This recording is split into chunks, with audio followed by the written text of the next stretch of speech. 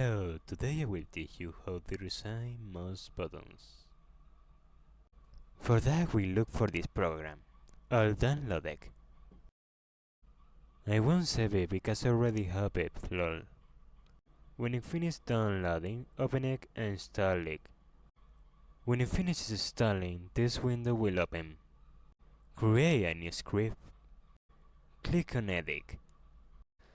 A window will open asking you about the text editor. Select Notepad. And here the magic begins. I left the page with the list of keys in the description. For my case, I want the right alt key to work as a right click. So I look for its name in the list and type it in a double colon.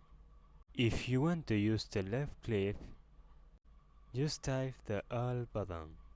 In my case, it's the right click, so I type the R button. Just click Save As and type Doc A H key at the end of the name. A window will pop up asking if you want to replace it. Click Yes.